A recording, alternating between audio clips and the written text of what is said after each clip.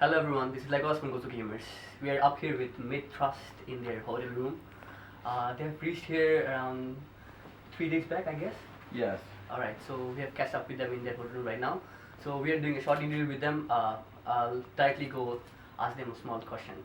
Alright. How have your preparations been? You guys have qualified from the Thailand beating Ideal.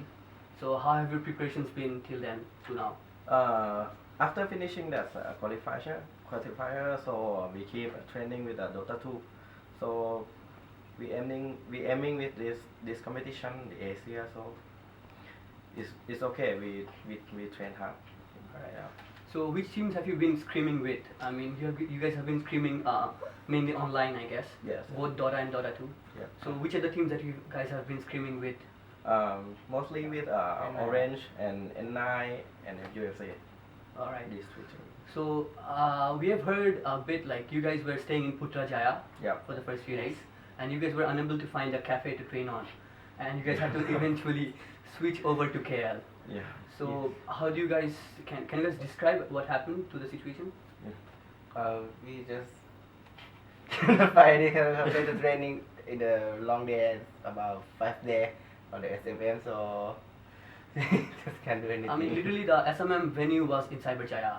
That's quite far from here. Yeah. Yeah. So you guys booked your hotels in Cyberjaya, Yes. Yes. but you guys were unable to find any training grounds here to practice with the teams. Yes. So you guys had to eventually switch over here. Yeah. All right.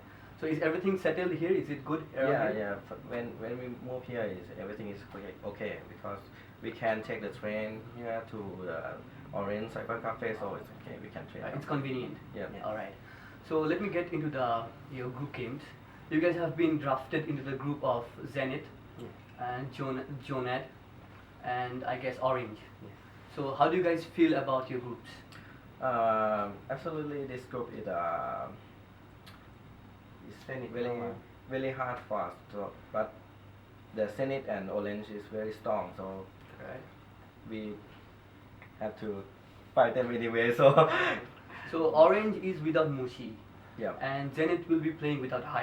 I mean, he has left Hi. I mean, Hi has left Zenith for some time. Yeah. So they'll be playing Ice, and a few others.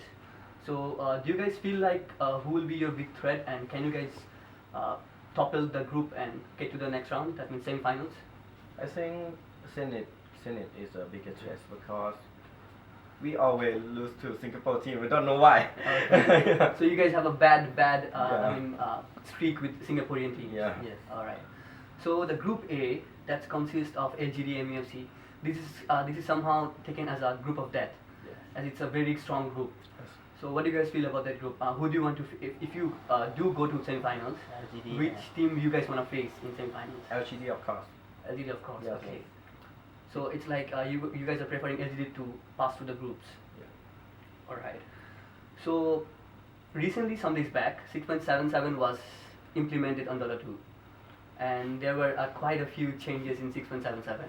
So what do you guys feel about it? I never played. That Recently never played at all. we- 6.7 already. All right. So you guys have never literally not practiced at all in the 6.77. Yes. Yeah. All right. So we have heard a bit about nerf in Batrider and Magnus. I mean, it was literally really very picked in recent games. Yes. A lot of teams have been winning a lot of games with Magnus picking. So did you guys have any strategical plans of, I mean, as the version has changed to 6.77, Yeah. what do you guys are planning to make your strategies? Because of our main strategy, so it's about Magnus and Bad Rider that have been nerfed. So Yes. maybe we have to change a lot. We have to maybe looking for the new main gang hero, something like that. Alright, so what do you guys feel about the other C teams? Like the other C teams like Zenith, Orange, I mean, in general, who do you think are like the top teams? Because the Philippine teams are also joining in recently. I mean, they have been playing a lot of Dota, and they are now trying to switch over to Dota 2. So what do you think? Like the Philippines are gonna pose a great threat to the Dota 2 scene, or it's like it's gonna be the usual MiTH-Trust, Orange, Zenith topping the C charts? I think it's a C team is aiming for the Dota 2 mainly, so it would be hard for the Filipino team to to come in the top of Dota like a Dota 1. But anyway, they are a very great skill team. Alright. So there was a small change in Roshan Oh. in 6.77. The Greville, right? So Oh, yeah, so Oh. it was changed to Grieville. So what do you guys feel about it? yeah, I think really cute. yeah. Really cute. Alright. So a last question. It's a bit complicated. I mean, what do you guys feel? I mean, you have been playing SMM, which was in Dota 1, and we have heard that SMM will be hosting Dota 1 again next year. And you have been playing the Asia in such a short time. The difference between SMM and Asia is so short. So how do you guys change playing from Dota 1 and Dota 2? I mean, what are the problems that you face? I mean, is it easy for you guys to exchange the games, so on? No, not easy because it's Dota 1 and Dota 2 is I think is very different, very hard to training together because the main hero and the main plan is just different. So we focusing on the Dota 2 mainly, and the Dota 1 is keep practicing but not much. So how are the strategical changes that you made? I mean, in laning, in picking, how is Dota 1 and Dota 2 different? I think the just like Game. the game speed and The meta game? yeah, I think the Dota 2 is a Faster. little bit faster than the Dota 1.